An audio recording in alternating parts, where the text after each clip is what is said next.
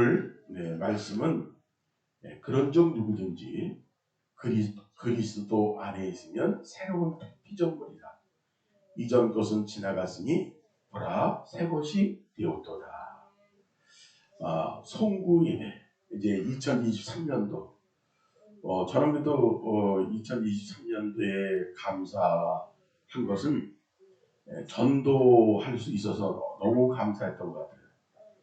학교에서 학생들 1학기 때 64명인가 65명, 그 다음에 이제 2학기 때는 45명, 그래서 한 110명 정도의 학생들에게 전도를 했어요.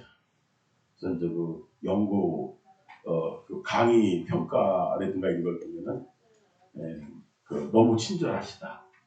또 시험 보는데 너무 아주 쉽게 하게 해주셔서 고맙습니다. 또 심리 치료를 해주셔서 감사합니다. 또 하나님 말씀에 대해서 몰랐는데 잘 가르쳐 주셔서 고맙습니다.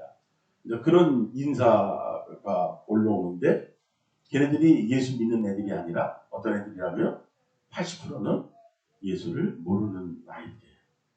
그래서 제 나름대로는 하나님 앞에 그냥 눈물로 기도하는 거예요. 강의를 잘한다고 해서 그 아이들이 구원받는 게 아니에요. 하나님의 성령이 역사해서 그 아이들의 마음의 문을 열어야 되는 거예요.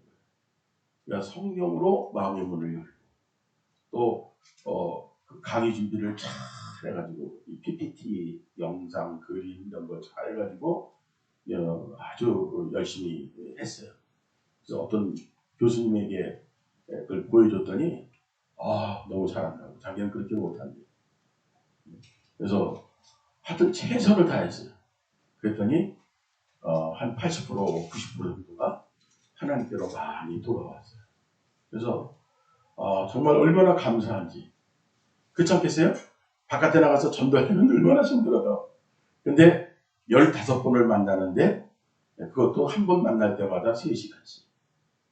그 다음에 시험 같은 거 내물을 때 예수님은 우리의 구주신가. 그거에 대해서 논하라. 그렇게 이제 시험 문제를 내서 예수에 대해서 얘네들이 도서관 가서 얼마나 열심히 공부하는지 몰라요. 또 하나님은 누구신가 또 이런 시험 문제 내가지고 또 도서관에 가서 또 책을 또 열심히 보고. 그러니까 내가 뭐를 했다 이거보다도 하나님이 정말로 원하는 영혼 구원의 사역이 이루어졌다는 것에 대해서 얼마나 감사하지. 또 이제 센터장들하고 종사자들한테 강의를 하면서 그 강의를 굉장히 열심히 준비했어요. 한 달 정도 그렇게 준비하고 이제 강의를 하고 나서 그거를 중심으로 해서 심리학 전문 서적을 제가 출간을 했어요. 그래서 참 보람 있는 그런 한 해였다. 물론 좀 부족한 게 또 많이 있죠. 보통 일반인들 전도라든가 이런 거는 좀 많이 부족했다. 그런 거를 많이 느끼기는 합니다. 그래서 우리가 결실과 잘못한 것 이런 것들을 스스로 어떻게 해야 된다? 평가해야 된다? 안 해야 된다? 평가해야 된다. 스스로 평가해서 잘못한 거는 버리고 잘한 거는 계속 잘할 수 있도록 그렇게 해야 됩니다. 그러면서 오늘 오전에 어떤 말씀을 드렸죠? 순간보다 영원한 것을 잡아라. 이러한 제목으로 오전에 하나님 말씀을 전했습니다. 그러므로 우리가 낙심하지 아니하노니 우리의 겉사람은 낡아지나 우리 속사람은 날로 새로워지도다. 그러니까 우리의 겉사람의 마음에 소원을 둔 사람은 모두 다 어떻게 할 수밖에 없다? 낙심하게 된다는 거죠. 그죠? 그러니까 세상 거에 기대, 세상 거에 대한 욕심이 있으면 뭐가 온다? 낙심이 온다.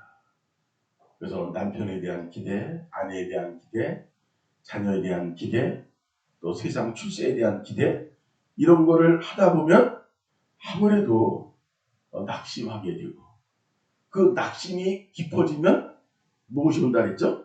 우울증이 오고, 우울증이 오면 이제 어떻게 해요? 혼자 그 어떤 고민 속에 블랙홀 속에 빠지는 거예요. 그래서 밥 먹기도 싫고 사람 만나기도 싫고. 지금 우울증에 시달리는 사람들이 뭐 한두 명이 아니에요. 엄청난 우울이 있어요. 근데 우리 예수 믿는 사람들은 그렇게 낙심하지 않는다.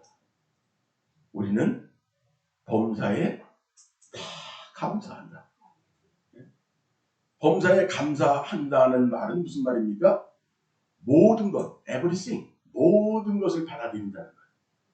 남편의 부족한 거에 대해서도 받아들이고, 또 자기가 부족한 거에 대해서도 받아들이고. 그러니까 어떤 사람은 그러는 거예요. 자기가 자기한테 너무 실망하는 거예요. 나 왜 이렇게 무능해? 왜 이렇게 능력이 없어? 나 이렇게 바보 같아? 이러면서 자기 때문에 실망하고, 자기 때문에 낙심하고, 자기 때문에 우울증에 빠지는 사람도 많이 있다. 그러나 우리 예수 믿는 사람들은 모든 것이 다 복이다. 안 좋은 것도 복이고, 잘 되는 것도 복이고, 그런 강력한 내성, 그렇게 강력한 영적인 힘을 가진 사람들이 누구다? 예수 믿는 우리들이다. 할렐루야. 그래서 오늘 말씀도 뭐라고 그랬어요? 여기 말씀 보니까 그런 점 누구든지 그리스도 안에 있으면 새로운 피조물이다. 그리스도 안에 있으면 뭐가 된다고요? 새로운 피조물. 근데 중요한 건 뭐예요? 그리스도 안에 있지 않는 거예요. 예배 드릴 때만 하나님 말씀 듣고 아멘하고 막 이러고, 예배 끝나면 그냥 잊어버리고 세상 사람들하고 똑같이 생각하는 거예요. 예수가 없는 거예요. 신앙생활 열심히 하고 잘했던 사람들도 이런 현상이 없을까요? 이런 현상이 있는 거예요. 목사에게도 있는 거예요. 왜? 이 세상은 하나님의 역사와 마귀의 역사가 동시에 역사한다. 그래서 그 누구도 방심해서는 안 돼요. 만약에 저 같은 경우도 하나님 말씀을 전하고 전도하고 기도하고 목회를 하고 그러니까 목사 일을 하는 거예요. 근데 저도 설교도 안 하고 기도도 안 하고 성경도 안 보고 그러면 목사를 할지라도 낭떠러지기에 떨어진다 안 떨어진다? 떨어져요. 정신없이 떨어져요. 정신없이 타락할 수 있는 거예요. 목사가 목사의 역할을 하는 거는 말씀을 붙들고 있기 때문에 회개하면서 하나님 뜻대로 살려고 발버둥을 치고 있기 때문에 목사가 살아있는 거예요. 근데 회개하지도 않고 하나님 말씀 보지도 않고 하나님의 일을 하지도 않고 그러면 어떻게 한다고요? 낭떠러지기, 세상이라고 하는 낭떠러지기에 떨어진다. 그건 목사만 해당되는 게 아니라 모든 성도들도 다 마찬가지예요. 그래도 하루에 24시간 중에 성경을 그래도 한 장에서 세 장은 읽어야죠. 그죠? 왜? 우리는 말씀을 따라 살아가는 사람이니까. 말씀을 먹으면서 살아가는 사람이니까. 그런데 성경도 하루에 한 장도 안 봐요. 기도도 하루에 한 번도 안 해. 그러면 뭐예요? 영적인 영양 부족이다. 네? 그러니까 버티길 수 없어요. 불평하지 않는 사람인데 불평이 막 들어오는 거예요. 원망하지 않는 사람인데 원망이 막 들어온다. 그거는 뭐가 깨져서 그렇다? 영적인 힘, 영적인 은혜가 깨져버리니까 마귀가 막 들어오는 거예요. 네? 그냥 아니 그 사람이 그럴 사람이 아니라는 거예요. 저렇게 신앙생활 열심히 하고 저렇게 믿음으로 살려고 하는 사람이었는데 어떻게 저렇게 바뀌지? 그 이유는 뭐라고요? 말씀을 붙들고 있지 않다. 오늘 성경에 보니까 그런 중 누구든지 그리스도 안에 있으며 그리스도의 안에 있어야만이 새로운 피조물이라. 근데 교회는 다니면서도 성경 안 보고 교회는 다니면서도 하나님 말씀을 묵상하면서 순종하지 않고 그러면 어떻게 된다고요? 마귀가 금방 알고서 쳐들어오는 거예요. 마음이 불안하고 마음이 속상하고 마음에 목마름이 있는 거예요. 아무리 불평해도 환경은 바뀐다 안 바뀐다? 안 바뀐다. 그래서 오늘 송구영신 예배 드리면서 무엇을 우리가 버려야 되는가? 바로 하나님을 섬기지 못한 것. 그런 습성들을 버려야 된다. 하나님 말씀을 의지하지 않는 것. 하나님을 사랑하지 않는 것. 교회를 사랑하지 않는 것. 여러분, 목사를 사랑해야 돼요. 하나님 말씀을 전하고 나에게 생명을 주는 목사를 사랑해야 되는 거예요. 학교의 선생님을 사랑해야 돼요. 대통령을 사랑해야 돼요. 그래야 그 복을 내가 받는 거예요. 어떤 다른 교회의 어떤 권사님을 만났는데 저하고 평상시에 친하게 지냈어요. 근데 뭐 얘기를 하다 보니까 그냥 그 자기네 교회 담임 목사 공격을 막 하는 거냐면 나한테 놀래가지고 권사님 말씀하시는 건 내가 이해하는데 목사님을 사랑하지 않으면 권사님이 예배 드릴 때 하나님 말씀이 들어옵니까? 안 들어와요.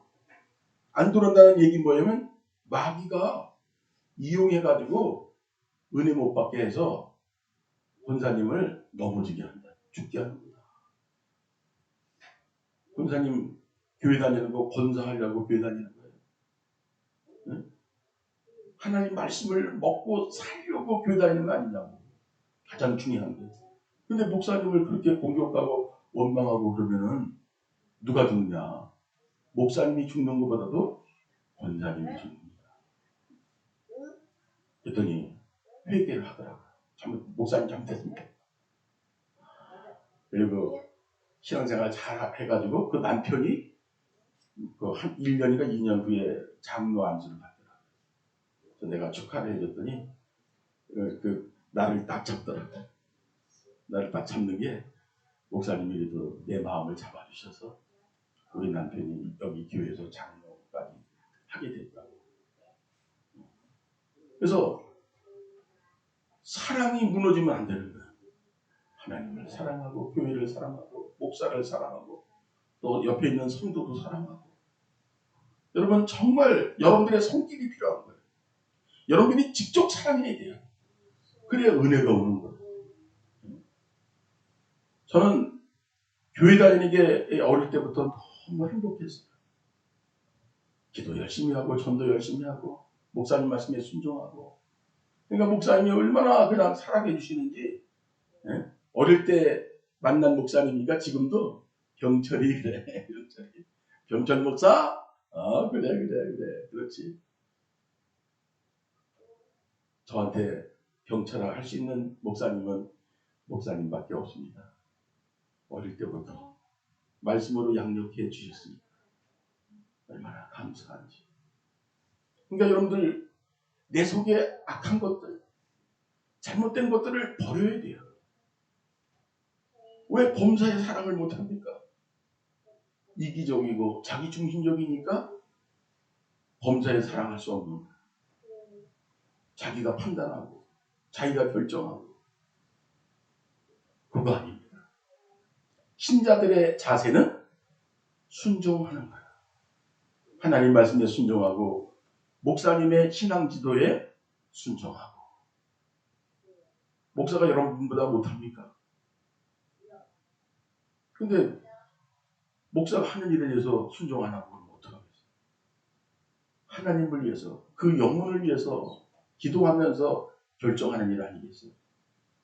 어떻게 어린아이가 엄마의 생각을 따라오며 아버지의 생각을 따라오겠냐? 순종해야 복이 흘러요. 마음이 행복하고. 그 다음에 복종이라고 있는데 복종은 뭐냐면 목사님이 말씀하시는 게 내 마음에 안 들어. 하나님 말씀이 내 마음에 안 들어. 그때는 어떻게 한다고요? 내가 나를 쳐서 복종하는. 그래서 순종하는 거야. 그래서 어떤 사람은 순종이 더 위대한 거다 이렇게 말하기도 하고, 또 또 어떤 사람은 복종이 더 위대한 것이다. 자기를 쳐서 순종하니까. 그래서 하나님 앞에 순한 양이 될 때, 순한 양이 될 때 말씀이 흘러요. 은혜가 흘러요. 하나님의 복이, 하나님의 은총이 있는 거예요. 우리 대민 전사님이 주일마다 헌금을 하는 거 보면 그냥 가슴이 아파요. 왜냐면 수입이 그렇게 좋은 분이 아니에요. 근데 뭐 매주마다 그냥 힘들게 어렵게 예? 또 우리 김영진 지사님도 헌금을 또 열심히 하고. 그래서 여러분 헌금을 많이 하면 목사가 좋아할 것 같죠? 물론 좋아하죠. 감사하죠. 근데 염려도 많이 되는 거예요. 이렇게 그냥 수입이 그렇게 그 정도는 아닌데 이렇게 많이 하시나? 그러면 걱정이 되고 하나님 어떡할까? 근데 김영진 지사님 같은 경우는 내가 돈을 버는 목적은 헌금하기 위해서 돈을 번다. 충격받았어요. 역시 달라요. 하나님이 보시기에 얼마나 아름답겠어요. 얼마나 축복되겠어요. 또 우리 대리전사님도 수입이 별로 없는데 매주마다 자기 딸 여기 오지도 않는데 그 아이들 이름까지 해놓고 하고 오늘 보니까 목사님 양복 좀 해 입으세요. 그래서 50만 원을 또 헌금을 했어요. 근데 사실은 헌금한 건 하나님께 한 거기 때문에 하지 말라고 할 수는 없어요. 자기 복인데. 근데 얘기 들어보니까 또 어떤 은혜를 받아가지고 이번에 아주 좋은 일이 또 있었다. 하나님이 그냥 복을 또 그렇게 주셨나 봐요. 그래서 그렇구나. 하나님이 안 보고 있는 것 같지만 다 보고 계시구나. 그래서 오늘 말씀처럼 누구든지 그리스도 안에 있으면 새로운 피조물이다. 우리가 어디에 있어야 된다? 그리스도 안에 있어야 된다. 하나님 말씀을 묵상하면서 나를 씻는 거예요. 내 잘못된 것들. 그래서 사람이 나를 볼 때 정말 착해 보인다. 유순해 보인다. 정말 잘 섬긴다. 그러니까 별빛에 제가 살고 있는데 눈이 오면 누가 그 눈 청소 잘해요? 제가 제일 먼저 일어났어요. 눈 청소. 왜? 예수 믿으니까. 싹 그냥 청소하고. 그러니까 안 믿는 사람들이 봤을 때 정말 나보다는 안 돼. 그런 모습이 보여져. 그죠? 왜? 예수 믿으니까. 하나님 말씀대로 살아야 되니까. 이전 것은 지나갔으니 보라 새 것이 되었도다. 그래서 첫 번째로는 그리스도 안에 있는가를 내가 나를 발견하는 거죠. 그가 모든 사람을 위하여 죽으심은 살아있는 자들로 하여금 다시는 그들 자신을 위하여 살지 않고 오직 그들을 대신하여 죽었다가 살아나신 이를 위하여 살게 함이니라.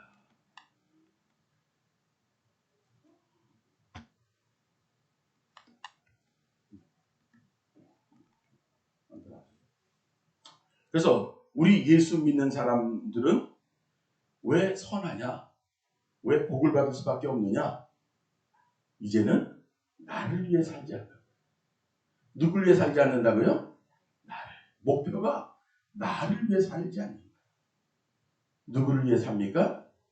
나를 위하여 죽었다가 살아나신 그 예수님을 위해 사는. 그게 성도들의 모습이에요. 그래서 우리가 예수 안에 있지 못했다고 한다면 회개하고 다시 새로운 피조물이 되어야 된다. 두 번째는 이전 것을 보낼 수 있는가. 에베소서 2장 2절에 보니까 그때 너희는 그 가운데 행하여 이 세상 풍조를 따르고 공중의 권세를 잡은 자를 따랐으니 곧 지금 불순종의 아들들 가운데 역사하는 영이라. 전에는 우리도 다 그들 가운데서 우리 육체의 욕심을 따라 지내며 육체의 마음에 원하는 것을 하여 다른 이들과 같이 본질상 진노의 자녀였더니. 할렐루야. 우리가 어떤 사람이었어요? 세상 풍조를 따르고 불순종 아들들 가운데 역사하는 영을 따르고 육체의 욕심을 따라서 살았던 하나님 앞에서 본질상 진노의 자녀였다. 그런 얘기.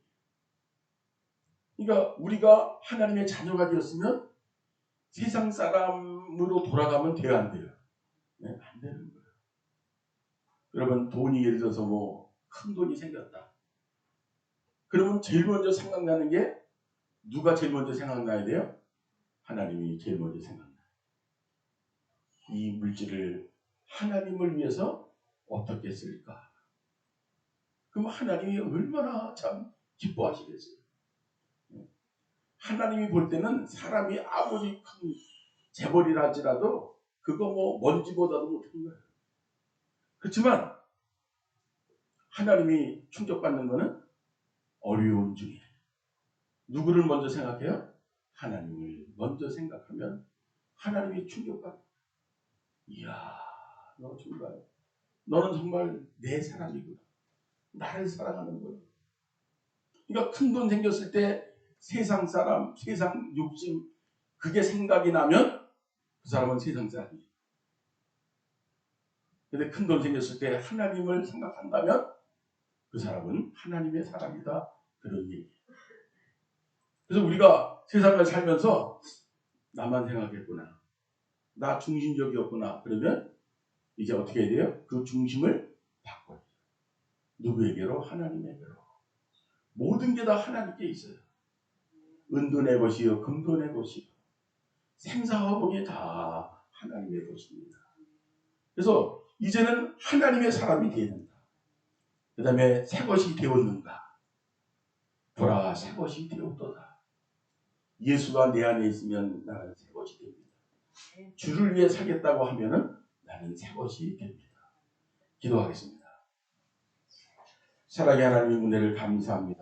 오늘 하나님 말씀대로 이제 우리가 버려야 될 것을 버리는데 하나님 나 중심적인 세상 욕심을 가졌던